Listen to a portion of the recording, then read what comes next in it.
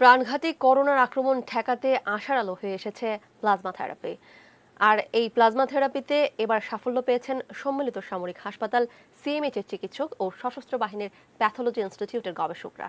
Plasma থেরাপির এই ক্যাম্পেইনে শুরু থেকে চিকিৎসকদের পাশে আছে এটিএন নিউজও। ঢাকার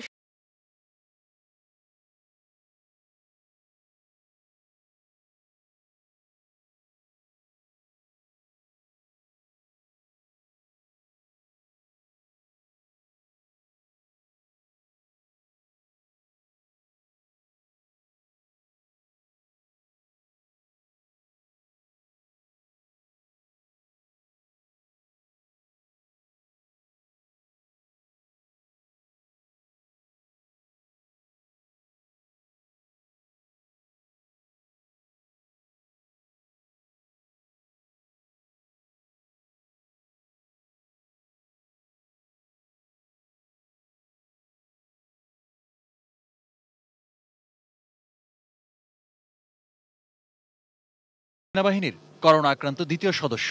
করোনা যুদ্ধে নিজেও ফ্রন্টলাইন ফাইটার হয়ে কাজ করছিলেন হাসপাতালগুলোতে।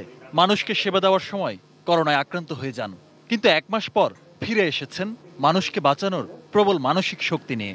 কিছুটা মানসিকভাবে ভেঙে পড়েছিলাম, কিন্তু পরবর্তীতে চিকিৎসার পারিপার্শ্বিকতা, মানুষের সাপোর্ট এবং নিজের প্রচণ্ড মানসিক শক্তির কারণে সুস্থ হয়ে ফিরে আসতে পেরেছি।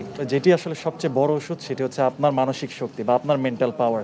আর এখন আসলে আমাদের মানসিক শক্তি বা করোনাকে মোকাবেলা করার যে চ্যালেঞ্জ সেটি আরও একটু সহজ হয়েছে যদি আমরা একটু সাহস করি। যারা হাজার হাজার মানুষ করোনা থেকে সুস্থ হয়েছেন, 5,000-এরও বেশি মানুষ বাংলাদেশে সুস্থ হয়েছেন, তাদের শরীরে একটি অ্যান্টিবডি তৈরি হয়েছে যেটি আসলে রোগ প্রতিরোধ ক্ষমতাকে আরও শক্তিশালী করেছে।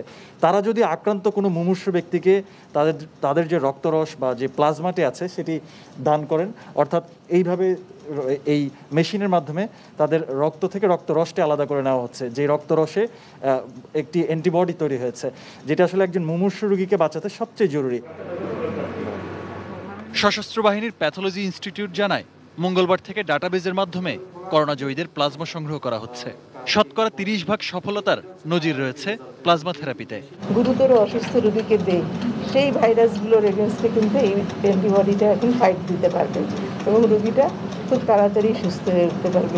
বারবার পিসিআর টেস্টে উনি নেগেটিভ হয়েছেন, সেই প্রেক্ষিতেই ওনার বিভিন্ন রোগ সম্পর্কে ওনাকে স্ক্রিনিং করা হয়েছে, যাতে ওনার মাধ্যমে অন্য কোনো রোগ যাতে যে করোনা আক্রান্ত রোগীর দেহে না ছড়ায়, সব স্ক্রিনিং করার পরেই আমরা করছি। এই পরিস্থিতিতে আমরা যদি সবাইকে মোটিভেট করতে পারি যে আমরা প্লাজমা দেব, এবং এটা সম্ভব, যদিও হাইলি টেকনিক্যাল, তারপরেও আমাদের দেশে অনেক ভালো ভালো হসপিটাল আছে, প্রতিটা জায়গায় সম্ভব। আহমেদ রাবি তানিম, এটিএন নিউজ,